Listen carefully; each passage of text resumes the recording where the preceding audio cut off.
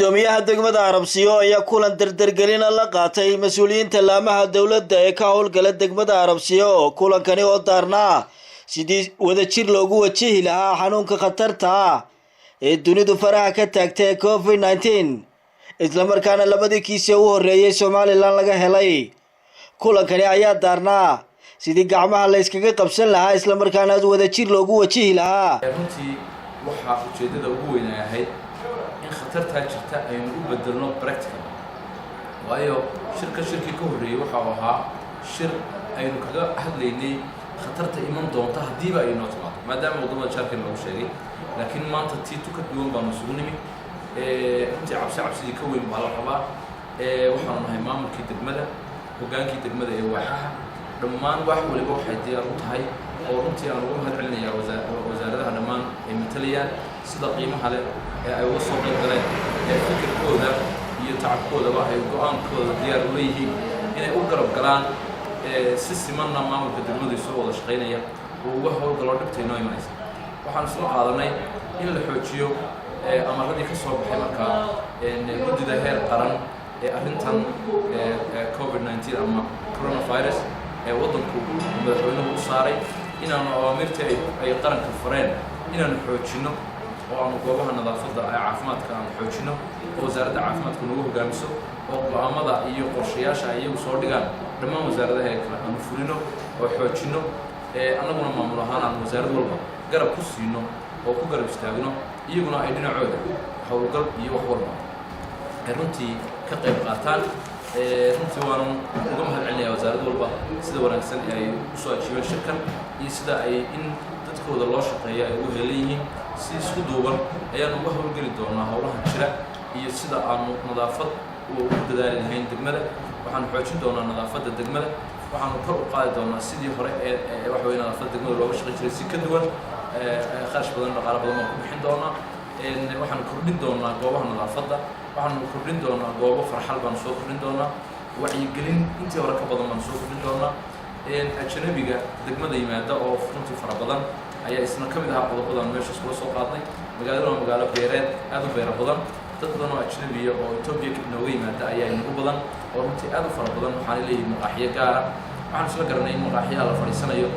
waxa lagu qaylayo la isugu imanayo inaanu yarayno sidii amarkii guddiga qaran ay soo saartay inaanu joojino goobaha ciyaaraha la isugu imanayo, goobaha fiidiyoda lagu daawanayo in daaqadaha lahayn ee guurka badan iyo goobaha gameka iyo dhalinyarada ay ku ciyaarto. waxyaabahaas oo dhan inaanu horta maanta aanu amar ku siino in la joojiyo, amar wada jira oo dhammaantii aanu u dhannahay oo aan ku hogaaminayo gudoomiye ahaan ayaanu soo saari doonaa. amarkaasaanu ku wada shaqayn doonaa dhammaantayo oonu ku hagi doonaa shacabka dadka reer Arabsiyo oo runtii haddii goob laga joojiyo qof shaqadiisa ama goob khatar awgeed looga joojiyey yaan u arkin in si kala jirto, laakiin amniga iyo caafimaadka ay dadkeenu ku noolaanayaan baa ka qiimo badan. waxaanu ku dadaali doonaa in goob kasta oo la isugu yimaado oo dadku ay aad u fadhiisanayaan inaan sidii hore loo fadhiisan, in qof walbaaba markuu qaadkiisa yar qaato inuu meeshiisa iska tago uu goobtiisa gaar u fadhiisto si xanuunkii haddii qof uu qaado aan mar kale dadka intaa wada fadhida aanay wada qaadin oo khatarta aynu meel u xakamayn karno. kala fogaanshaha iyo waxyaabaha layna farayo oo dhan aynu hoggaansanno. annaguna waxaanu xoojin doonaa oo aanu waxa weeye aanu dabageli doonaa awaamirta qaran ee waxa weeye guddida heer qaran ee madaxweynuhu u magacaabay ay fuliyeen. taasaanu insha allah si wada jira annagoo dhammaan wasaaradaha gacmaha haysanna ayaanu uga fulin doonaa. si qurux badan oo qiimo badan ayay usoo ajiibeen kulankan, aad iyo aadna waan ugu mahadcelinayaa. xukuumaddeenu ayna fartay oo aynu dadku ugu wacyigeli lahayn caafimaadka iyo sidii aynu ugu tegi lahayn qashinka faraxalka oo aynu dadka farno wacyigelinayno iyo goob kasta oo la isugu imanayo aynu ka wacyigelino sidii dadku ay u kala fogaan lahaayeen oo ay u imaadeen maadaama la fasaxay iskuuladii. haddana waxaa jira goobo badan oo ay ardayda isugu imanayso sida meelaha ciyaaraha iyo geemka iyo tifiyada. dhammaan dhulkaas waxaa la faraya dadweynaha dadka waalidiinta maadaamana macallimiintiina gacanta aanay ku hayn inuu qof walba ubadkiisa ka warhayo halka ku maqayo guriga lagu eekaado. meelaha kale ee sida maqaaxiyaha, meelaha goobaha jaadka taa lafteeda in lagu wacyigeliyo sidii ay dadkaasi ay u kala fogaan lahaayeen. inta badan dadkeenu afka wax ku kala goostaan weel baa lagu wada cabaa, taasina in laga taxadiro ayaa habboon. kulan maanta aan isugu nimid maamulka degmada Arabsiyo dhammaan maamulka degmada Arabsiyo dhan oo hogaaminayay gudoomiyana ka ahaa gudoomiyaha degmada Mr. Xamse kulankaasi wuxuu ahaa kulan aanu ku lafaguraynay sida xanuunkan adduunyadii aan yeelay sidii bal caafimaad ahaan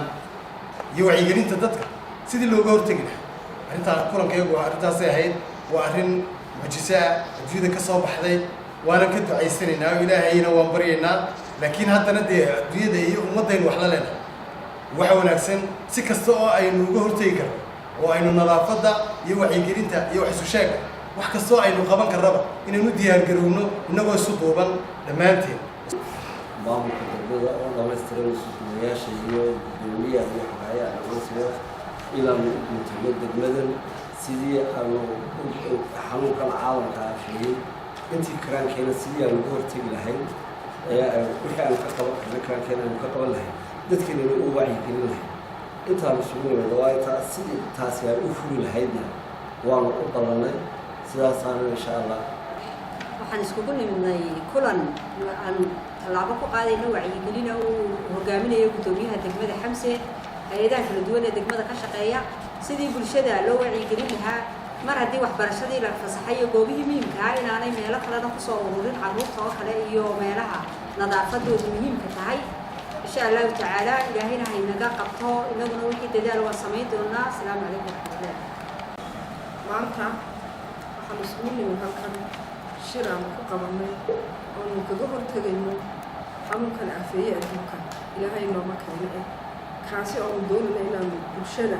ka wacyigelino oo ugu horreysiino falaxalkaas ay u falaxalan lahay ama barno carruurta iyo dumarka ragga bulshada ku nool Arabsiyo taasi ayaa saakaan isugu nimid kii oo hogaaminayana gudoomiyaha degmada Xamse dhammaantan halkan bulsho badan ayaan isugu nimid oo ah hay'adaha caafimaadkii waxbarashadii biyihii macallimiintii diintii awqaaftii dadkaasi oo ka wada hadlaynaa sidii aanu uga hortagi lahayn cudurka alla inooma keeno taasi oonu ka tashanay oonu ku qaadi doono ololo nadaafadeedna magaaladaanu ka wacyigelin doono siday uga hortagi lahaayeen cudurkaasi faafaya iyo dadkan isugu imanaya goobaha isugu imanaya hadday maqaaxyaan tahay hadday tahay meelo kale oo la fadhiisto waxaanu jeclaysanay inaanu dadka iyaga ka wacyigelino ilaahay nooma keeno cudurka shirka jaraa'idda waan kaga hadlayno oo amirtii ay soo jeediyeen guddigii qaran ee loo saaray aafada inoo imanaysa aafada dunida ka jirta sidii loogu hortagi lahaa xanuun walba uu leeyahay kahortag ka dabatag male haddana intii intaalka iyaga ah nadaafadu waan samaynaynaa insha Allah dadkana waxaan ku wacyigelinaynaa si ay u kala gudki lahaayeen si ay u kala fogaan lahaayeen sidii farxalka u qaadan lahaayeen wacyigelin inaanu samayno ayaanu maanta go'aansanay magaaladana sanitation fiican inaan ka samayno nadaafadii aad baan ugu mahadsan yahay shirka jaraa'iddu noo qabtay gudoomiye Xamse assalaamu calaykum maanta Arbaca waxaan iskugu nimidnay shir uu hogaaminayo gudoomiyaha degmada Xamse oo ka kooban dhammaan hay'adaha ka howlgala degmada waxaa lagu hadlayay caafimaadka sidii ummadda loo badbaadin lahaa ilaahayna ina badbaadinay nadaafadda si loo ilaalin lahaa shirkaas oo noo qabsooday insha Allah wacyigelinta samayn doonaa wassalaamu calaykum warahmatullahi wabarakaatuh Muuse Xuseen Xasan warbaahinta Star degmada Arabsiyo.